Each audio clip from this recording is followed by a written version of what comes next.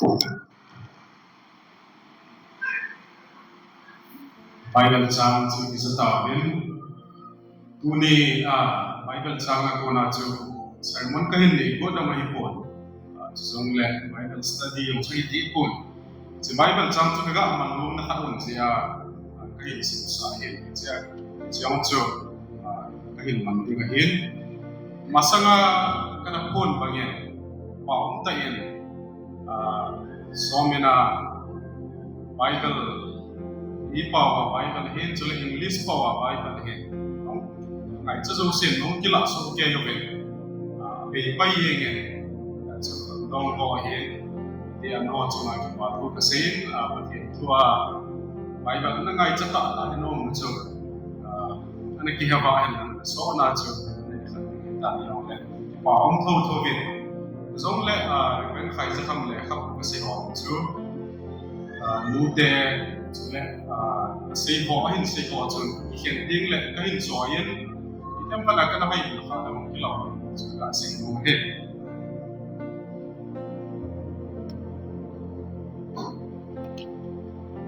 athin thuan lu ri taw tin thu sei ho he abang loi 25 minutes 30 minutes preacher home abang loi he 45 minutes preacher home ung khat ma khai ong thobe ke cho wang tu lang ni ke khat them ta ki ai 25 30 ho ma gong chu mai the ding he chi cho ka he 25 30 minutes preacher he ung khat wa hin sei lang lu han so ke dio koi ma chana na ngai nom ta lo dio he ya he it's yong ne se ho ki ki he ma is a dung zu ya ki ong si he pastor how thang oi ko so lam deo chon ung ni chan se yo le chu koi ma chim ki lo he ya he ma mi personality ji ki ne so ke ya he ito bang zo he ke he first category 25 30 ma chu ding ka ki gin moi kat be be lo 40 45 wang kai pasi he topic tun zu he tuni wang chu ti lo om de tuni projector ang kan gong ta koi tuni he ka se mo ki chi yen ding he ta tuni topical sermon ka in ni nomin khat da nga chu expository sermon he lo la textual sermon kanam nei si he ki chu Bible chang ki sim tha ki Bible chang mo chu tu sermon ki si ma he tuni topic kai ni na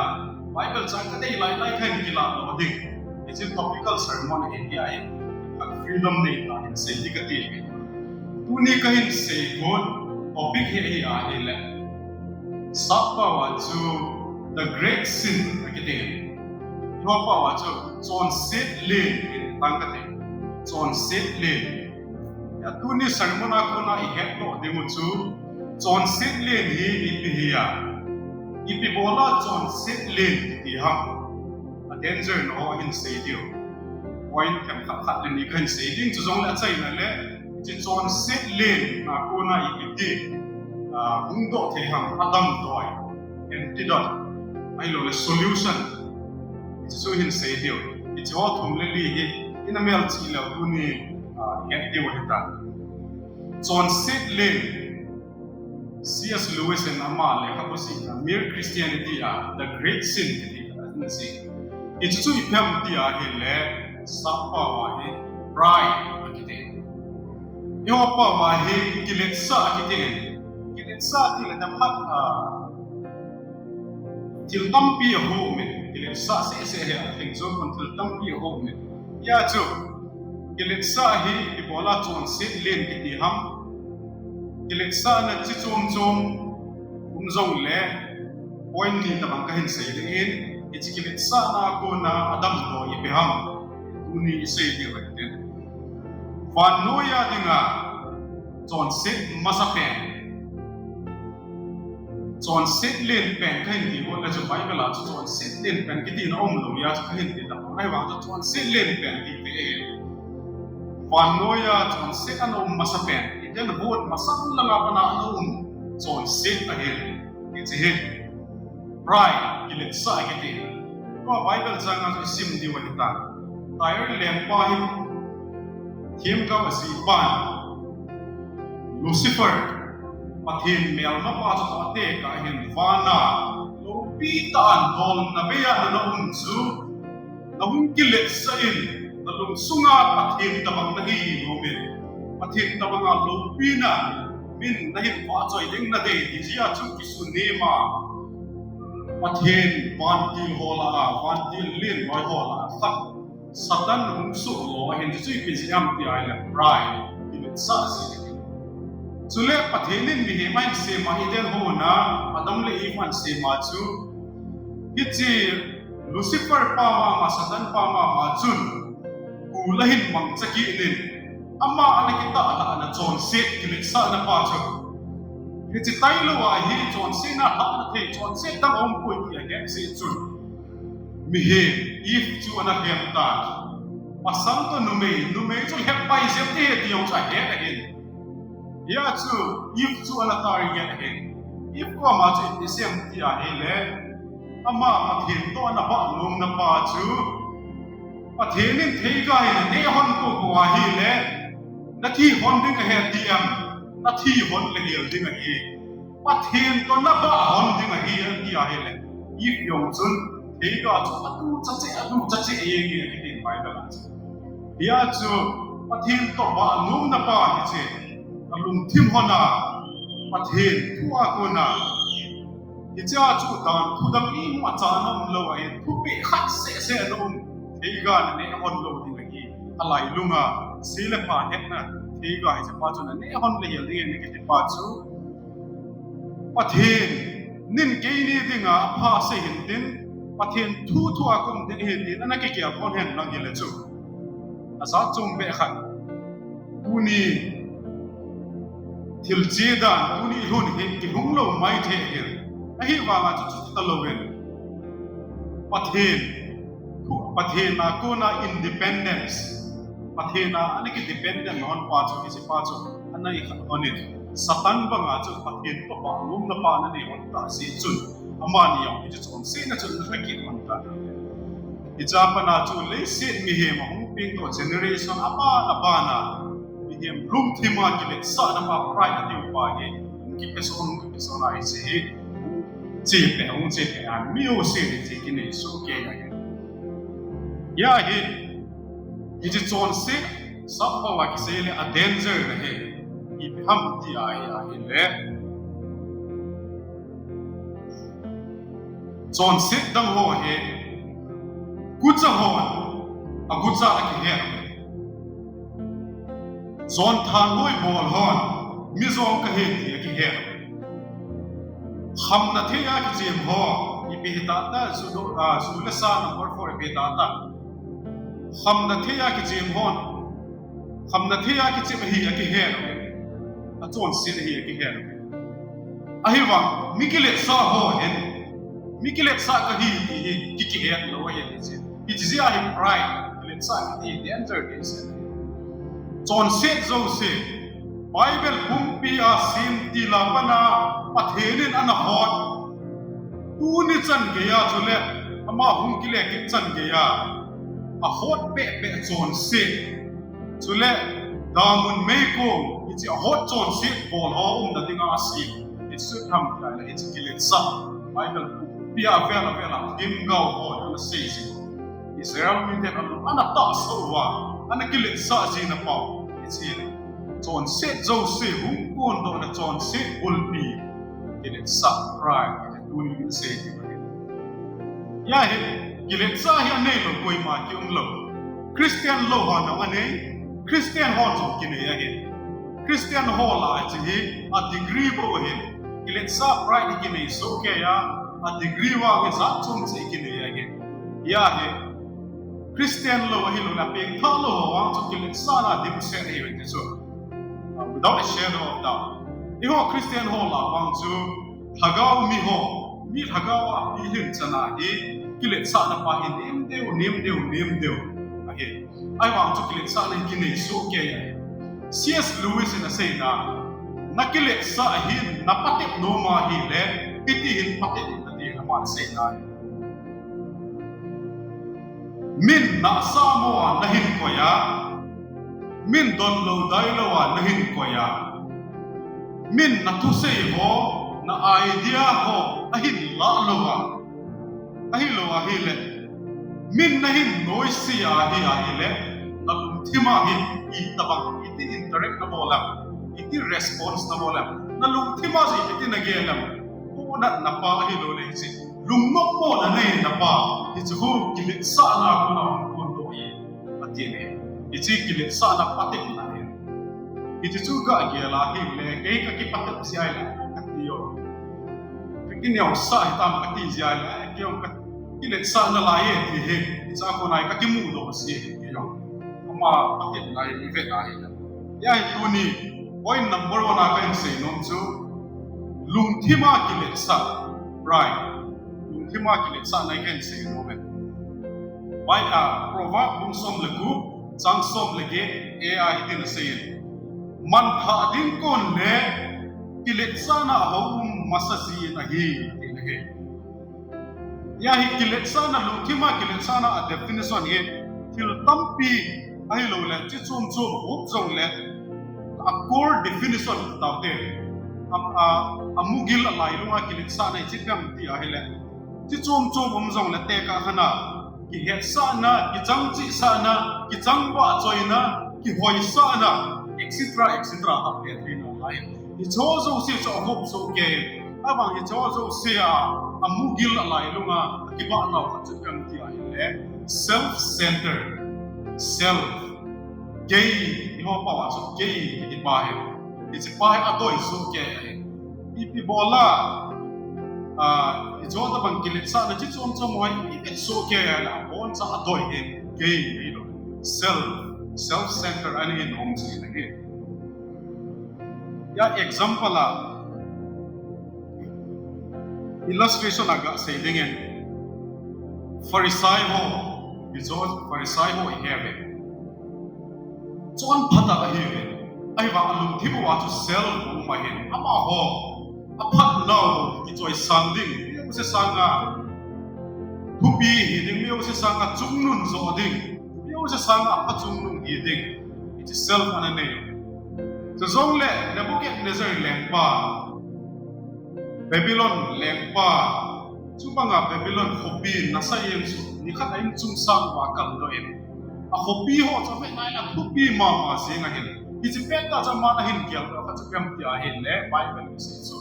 I chi lo pi na ho cha Pathen pi ta lo hin I cha ka khopi hoi na ho ahot na ho a lo pi na ho amin than na ho hi ke ma si hi lo ham ke ma bol do ma hi lo ham ti na hum ki gyal ta nei le a pet pen Pathen in tim go ba hin sai chin lang na ke desert from ka sei lang sagi Bong banga hampa ni ading hi ati sai ya pe na Pathen ni ti sa hin to ya hi pride self iti a danger da iti so he sub points em pat hin say no men zu hin say kating number 1 mi a house a bol thei si a hoi si a kiletsah a hi bon kiletsah ki he competition kite na ichi nom jing kiletsah na pride na he mi khat chu midang khat sanga a hau zo sia midang khat sanga a hoi zo sia a loi le pai midang khat sanga a pol thei zo sia kiletsah na pun si hi ate point number 1 a so ye ani na kiletsah hin a heng ako lo hin na ho akipa pi bon alung thima mi kita ka alung thima mi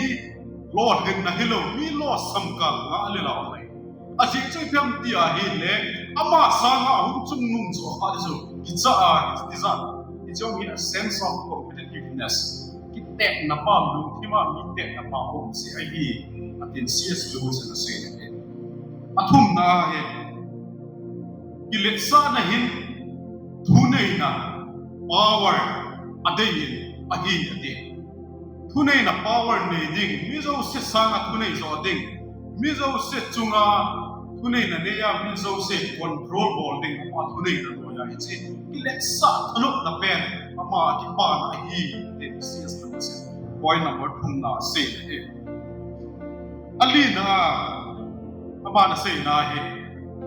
pasal ni nume khat akichu hu ai lo la nume ni pasal khat akichu hu apang achan ko ham hama pangzote te pa hun nume nu ho ate set mong sia pang dilowe ai lo la nume nu pang cha ke he mun nu hun pasal pa lung set mong sia te mong sia pang dilowe ilanga akite bi pa akite bi nu sa nga chun nun zo ding ama ya ki bol ham ama to ke ikidin epi ngap cha ha ti a ama sanga chung nun zo ding dei na a pasal pa hi lo len nu me nu cham zo dei ding a bo e ni anu me nu pasal pa lung set mong si khel khelong bilo khat pa sa ai go cha to kha khat pa hi lo la khat nu sa nga chu chung nun zo ding dei na za la chu cham te ding a go a hi bo we chiong hi sa na hi sense of competitiveness ki te na ti a hi ya hi mi nu mi pa ho ya hi chi te lo wa la cha te le kha se rank number 1 ki dei so ke ya hi masanga lai a ho pune KWS Pune a scientist kha no men scientist ku ina te je la cha chi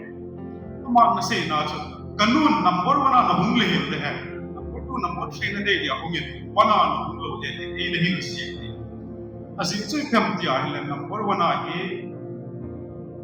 midang zo se sanga chung nun no so nom na Kiletsah na nom si he ki por thei sa na nom si zong le midang zo se hot a ki chang no me in number 2 3 lo e la del sa si number 1 a hung lo de ti e le hin si ati ai wa ma chu genuine ta hoi ta Kiletsah na pa chung chang ko ai sei o he bo ben number 1 a hunga mi chu Pathen na he na kinew sa the lo ti cha so se na om de se pa chu ka se en ten ya hi point number 1 I say no now lu thima Kiletsah no so se eve na hi le a sense of competitiveness mi to kidin te na mi sa na chung nun so nom na ichipa ahin nom si ati ya hi sol sa bolen nang ho wa keisa nga kasopi midang khat miu se sanga anim so in kikelo min ya Philippine media ya ha so ichi Kiletsah na he ichipa omlo na dinga ichi ana se he point number 2 na taw de point number 2 na he sakwa spiritual pride ide lungthima hagawa hoi thona ai lo le hagawa Kiletsah na tin hagawa hoi thona Bible sang ka sin tangin proverb kung som le dup sang som lege bi na pa kipal hu ding kon le hagaw hoi thona ahong masasi e hagawa hoi thona zong hi definition ga sei la ham pia e ki hagaw mitsa yong hi hagaw hoi thona he sula mizo se sa hagaw mizo a ki khia ki hagaw mitsa ola common it's very very common he sule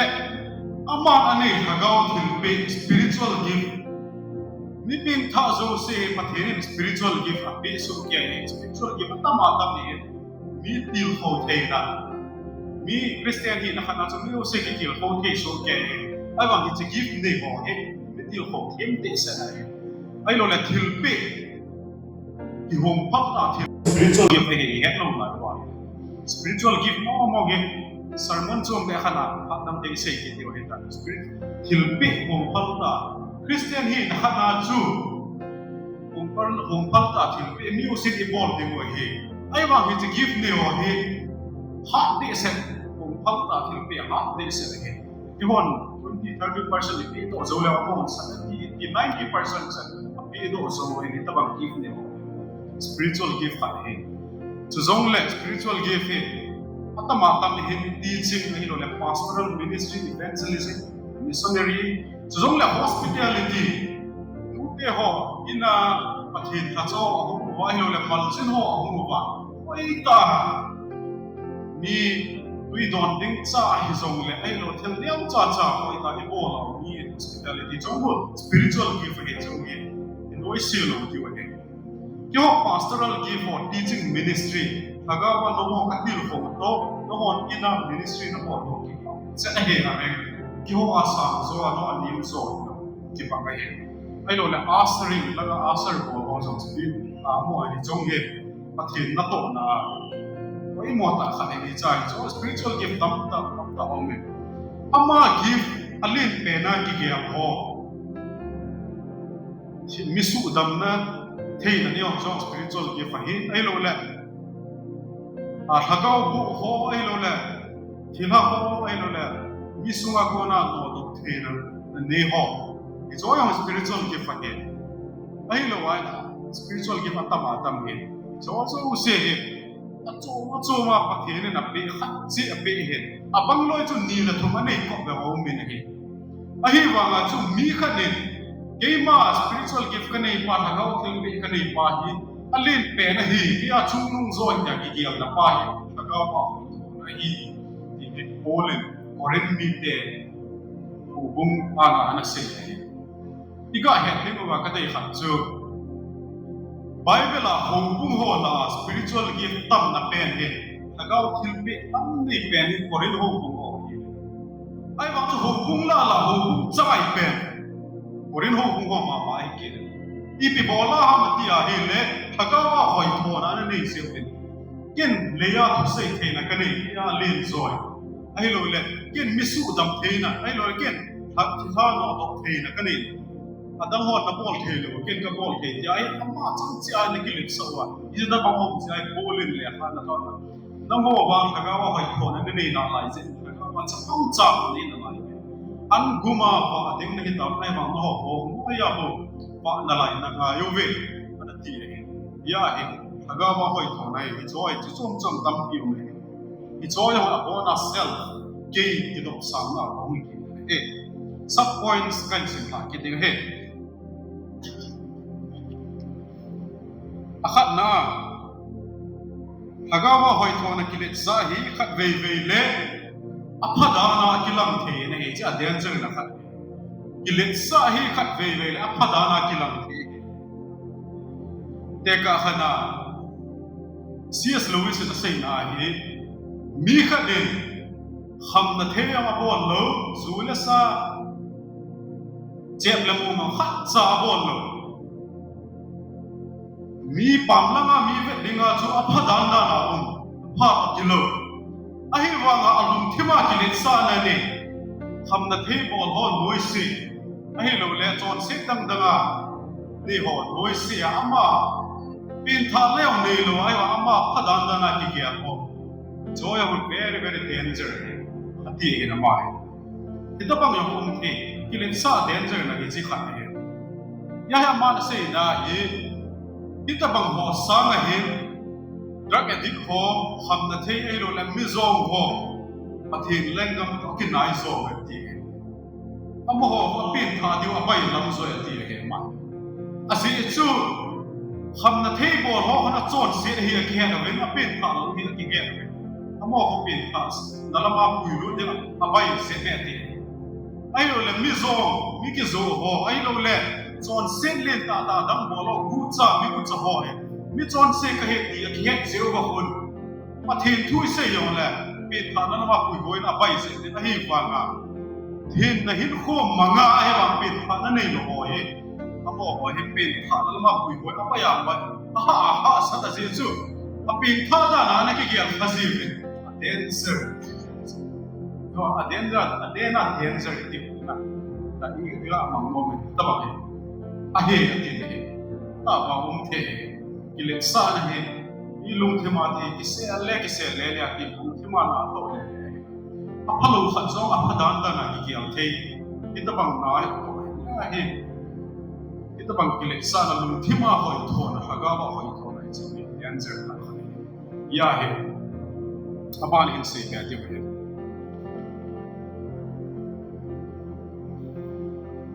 ya he Kiletsah na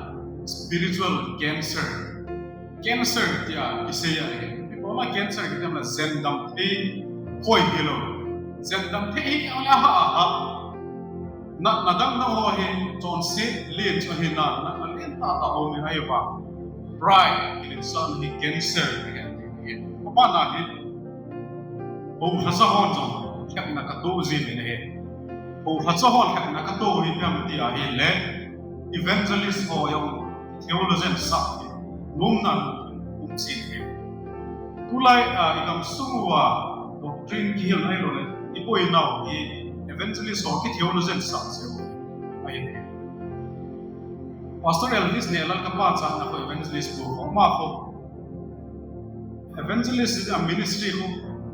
dekta bol se doctrine ho thil dang dang ki pum lo he ma i hon mi pi hon so evangelist boy ingai sang ka si chu hagau mo thai ho hin pu lu che ingai sang ji wa mo ya kun ka hiu hi ta ma ti si yo hin Pathen tu bible le apu pi evangelist boy na het diu da ni yel si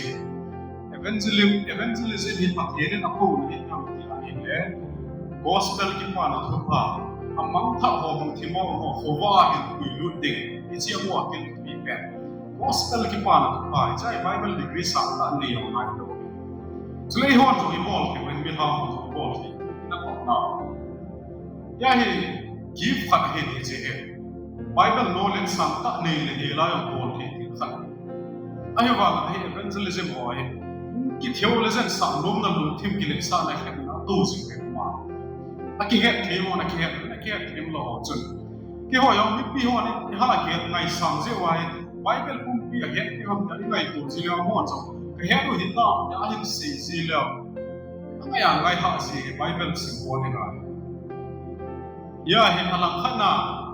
cái họ pastoral ministry họ ấy cầm tiền này đấy evangelism họ cái họ ministry cái họ role cho cầm tiền evangelism họ thì mà có na họ vào hiện tụi họ đi họ cái mua đa họ sẽ tiền liên phi rồi họ mua họ tụi chặt đi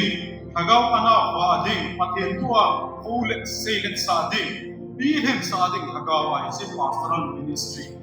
pastor pat ke ni to ka bol se kon is here khat be la pastor ho no hem na ka hin to sivin administration vai home na langa hi tham ki kum nom na khat be la ka hin ne sivin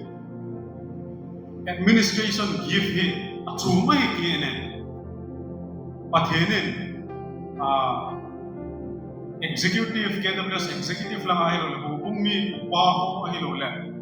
mi pi ho tagaw lang pi hin ta ta ho sige ani yung om kit si ya ay khat be be ko no hi chak na ka to si ya ay pastor ho yung hi in lang ho bung ko ho hi na hin administration a ki kum ba ho bung ko yung ki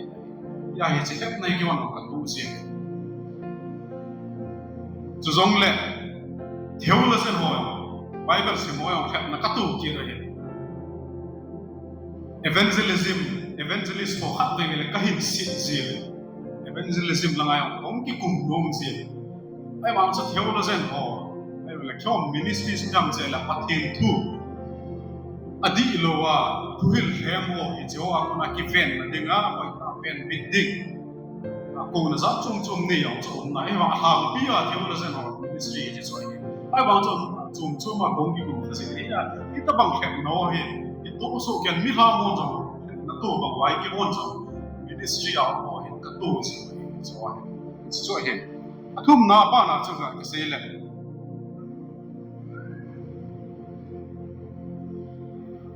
illustration chom cha ka ga se no ma hin milligram 21st century evangelist Panoya evangelist mit pen number 1 a ki Dr. Billy Graham he my theologian sang ta sim hilowe amana sei na chu azinu ho theologian here ki bi ho na sim sermon ka kisi ma thu ka sei ding le kazinu ka ve sa masat si bible to ki to lo mem theology to ki to lo kham tia kazinu ka ve masat sa si amana phanai ki ding ko si si ita banga kinyo sa ta lu ane ba it's a ministry of it is okay na ako ya ho ide na he mga fan mo ya evangelist min thang pen pa sa azinu aga ki dok the ai lo le theologian dang na ho aga ki dok si the kam the joy he kin ni sa na tu se pa he aba na sei lo mu kham ti a hele ibola hagau hoi thoa Kiletsah ho khat ve la mi ham ho ve dinga hagau mi ta dana kilang pe wa joy ho bunga zo na sata ta rol him ki chi the na lai the ipham tia la ma ho hen alum thimuwa CS Lewis in the same na imaginary god ama ho alum thimuwa ki sim thu pathe amo he Bible la ki sei Jesus hilo Bible la pathe pa hilo alum thimuwa imaginary god nei pa aho si ta ba he sule mi pi ho yo hagau mi ho si wa he to si lo ya he chi a boy na hen hagau mi ho hen imazo ami uva hagau mi ho hen hagau mi va khat ane yo mo wa isa ka he su ke si Reverend Paul ana sei na khana he ama na sei cho UBS a BD kana chai til hen hale sele UBS a India Pumpia University UBS Bible College में थंपे तो या ये खाना की जायता हमने celeb Greek यों हिब्रू यों की सिंपंता कलुं थी माती जो कगे ले तीन जो माय या जो अपुसे न हो आही ग्रीक पाव हिब्रू पाव हो जो अन्नल नल दिगिन कगा अब जीन कसे जीन को हो बुआ कगिले लमा कसे या है ला असमी हो जो नल nama sakhi mama yewe sibai dum bol za za yewe pi ahi wanga se khat se tau ha ta khat se hagau mita khat ka hinga humi boy pathen thu na se chu ame am chu am do na ahi wang me am chu nga hu vai ba hu khat am se ta de ti chu de se pi Bible zil na yong nei lo le kha yong hello ahi wanga chu hagau mita pathin tu kinai cha hagau mita na hi sia ma he on cha na he e hon ye zilo wa hagau mi ho he dilanga ma zo se a he lo he tu se ho yong he o hi pathin hagau thengin adin pi a pathin hagau thenga ko na hi lo le pathin hau anu a tu se he ơi, ama tu sei wa ko akam na se athek na se in yo ma he ki roi agaw ke yo he no mobile ne he ki wa he la sa ho yo hu koi khu pathin thagaw en thau anu wa pathin na dik ya sa pai lo le koi ho khu ong ge na se ya thek na se ya telen ne ya sa agaw ya he izakai ki bol zo se he agaw mi ho na he so ke Di jo het thei na diga ni Bible degree yong nei ngai lo le kha yong thek ngai lo pathin thagau thi mi ki neo sa wa pathin ki nai chau ma thagau mi ho ni jo het so ke ya hi chi mi ki neo sa ma nei the thagau wa hoi tho wa nei lo thagau wa hoi tho wa chu performance ki de langa ni mi mu dinga performance chule mi bang loi thagau wa hoi tho wa khun Gei macha ka hi boy gei macha ka boy na ma la ma gei ta ki sei ne ho ko na gei zero ka hi boy gei macha ka boy ta ki sei ho ko ta ga ba hoi ko na bo chu ki sa dai ya he enjoy sei ba ma chu self focusing hi lai chan si a he Kiletsah na dun chang kane ane hi kane ti ba he bi ho zo se ni get di wa dei sa Point to my look masawin Kiletsah na hilo ho ina het hilo di ma hat kan se yo mi pa cha na chan kha min hin pa cha na se nuin ta hi ai le chi talung thima ki pa na ne ya min na hin pa cha na pa cha se nuin ta min hin pa cha le chi Kiletsah na ki po ni ji thon se ai po ti pa ni ne het hem ti Kiletsah pa cha na ding de kun se na thil bol le wang chu ki nei ai wa min hin pa cha na ki pa ji pa ho Im zo se ta bang he ki nei sum ke ni se chon se na hi poi Kiletsah na number 2 a chu thutta se ya ahi na bangta e ma ki se in introduce of Kiletsah na hi poi de ka khana chu pastor pan ama ahina a degree ho a thil chai ho MTS ka hi islai la hi ording ka hi ai lo le chuan se wai chawa hi thuta ki se wai chawa hi Kiletsah na hi wa hi ki chawa hi thuta ki se hi mi ana gel khil khat le ni anom khazong chawa hi mi on chu ki chawa hi Kiletsah na hi ko hi pa hi ti chu zong la thum chan na nu le Pathen na cha te vin school kai na ai lo a chon chan hoi na wa na ki pa pi wa na ki Kiletsah pi u chawa hi chon se a hi po joy Kiletsah na hi ta joy thil pa hi chapang khat nen chon chan pha thil pa bol ai lo ya ki pa pi Kiletsah pi joy hi thil pha hin Kiletsah na hi po ti pa chan se no mo hin tuin point na thum na last point in lu tau te antidote of pride Kiletsah na adam doi yuhite solution is say tau te second chronicle bum sagi chang som le le revelation bum thum chang som ni ke ma bina ki ko sa kami te ai lo le ke mi hung ki neu sa a chon se na hung ki gel do a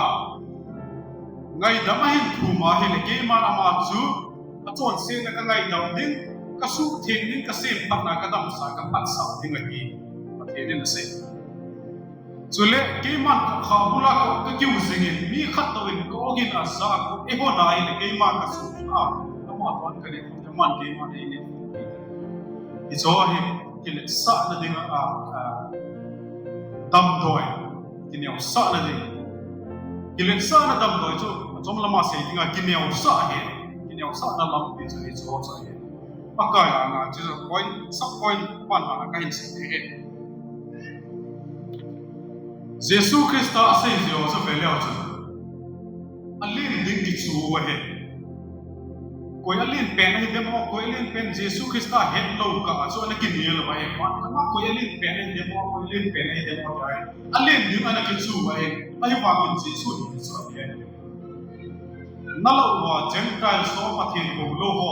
wan noya ke bai ko na dola chu mi alin ding ki chu he ai wa to ho wa aneu ding na ki chu ding ase su Christian context sahi aneu pen alin pen si hi aneu pen chu pathen le ngama alin pen sei ding hi ya na se ya chu pathen lagaw them alum thibu wa na ko lo ba he chin lo mai thi tom pi wa no mo ba Yesu Christa cross to kin om lo lai sia pathen lagaw them ya na chang ta ta lo lai se kwa chang lo thibu wa ni cho na he them lo alin ding na ki chu ai wa chu pen because wa chu ve leo chu ma cha alin ding ki chu ta lo pathen lung lam holding bo pathen na to ding pathen na hin ding do mipi a ding a hin ding bo amma ho a ding a hin ta lo ba pathen na ding a le mi a ding a hin ke ke hi ki neu sa na ding a lam pi pha pe pathen bel na ding a lam pi pha pe ni se number 1 a se he abana kineu sa na dinga kalbi masa pen step number 1 is yes do in sage committee le Kiletsah ka hi ki gel do the hi kineu sa na dinga lampi masa pen step number 1 ya enjoy se ta ke mi Kiletsah ho he Kiletsah lam ki khe pa si lo he ya he mi khat sun mi Kiletsah ka hi ya ki gel do ni ho ma dinga step number 1 kalpan an ta ni it's here ma ka apan ki matsal ki abana ai Bible na chon sino pakai ang phungwin lang ngai dam umti chon sit phun ithet mo na phun kiti yaw e Kiletsah ho so sin ni no e ya hi Bible chon sit phun kiti he Pathen ki neu sa ding ma ang sungai ki neu sa ding adei na sala amma adinga san thei don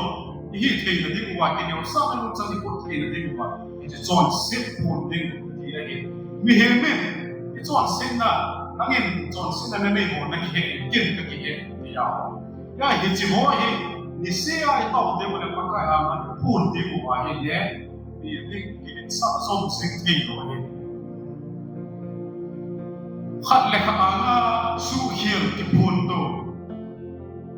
nếu cha sorry hay là cái bộ hiện tại thì họ thêm nhiều hình cái sau họ số chỉ là vậy thôi mi pa han asi hay là mi bu han asi anga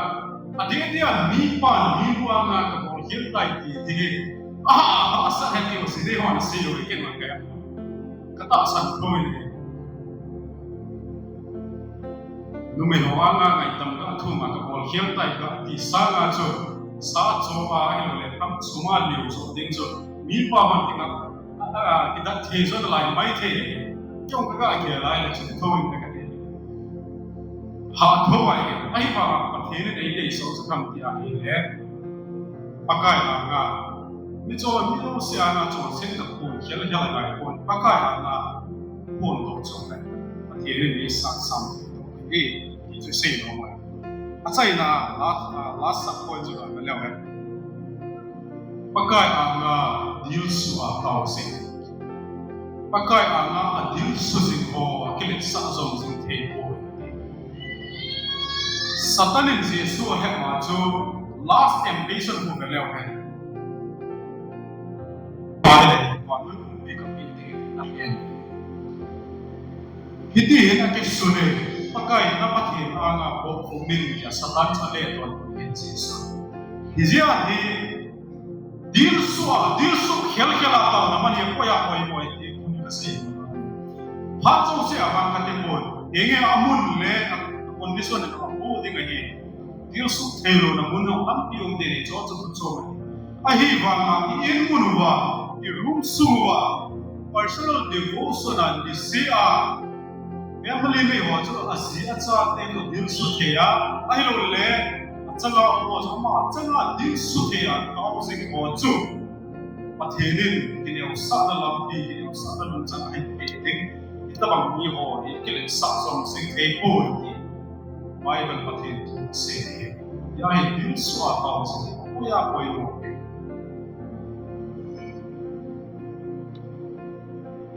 Abani kineu sa na ki het na ho ibiti le kineu sa le na ki het the dingam ibiti le midam ho het the dingam kineu sa lam lam so ki het pa ko Kiletsah ho na Kiletsah lam ho ki het pa lo bagi kineu sa lam ki het pa ya he ama ding se hilowa pathena dinga le mi a dinga first priority Pathen to middle passing ho ama in hin zinga ama ma ki koi zing ho jo he kin mi of sa side he to point number 1 ani na kin mi of sa na hi achana to service hospitality service he Bible me he ya he ke ma ki zending hilowe azen letting so hum kahi pakai Yesu Kristus asih ai la asih si ho ahil nau ki so Pathen tu sei khane tu ni thitani hila chun achai na thi ka ibin na bom dem mi pi ho to mi pi ho thimu wa response sa chu chi ni ama na sei na chu tu ni ki thitani ngen lam hile thi ka wa ibin ho liwa tin ken na hin to ta le no na thi wa ibin ki Isi Pathen tu sei pa na sei so Yesu ni abolam ti a hele athi din ko na abol cham sei so ko ke na sile ti service servant one apoya poi mo ne aneo ding ki chuwa na to ding ki chuwa isi pa he Pathen ne mi ki neo sa ko ki pa he assign symbol ha he Yesu da servant kita ata asers ko hozo kita ata asers ko wahid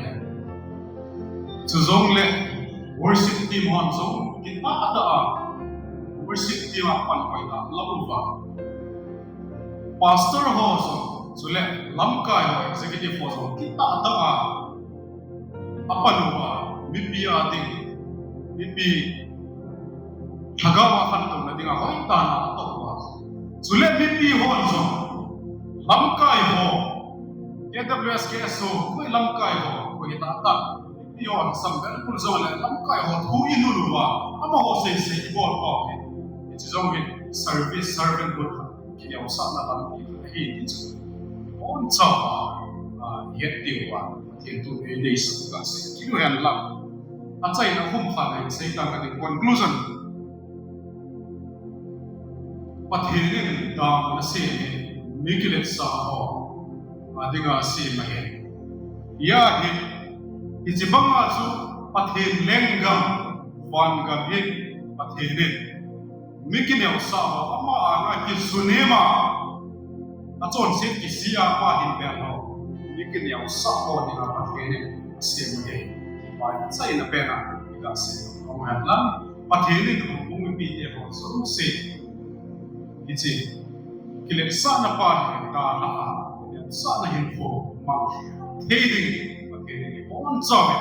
Pathen ni ko ta hen chu sai na pe na ka se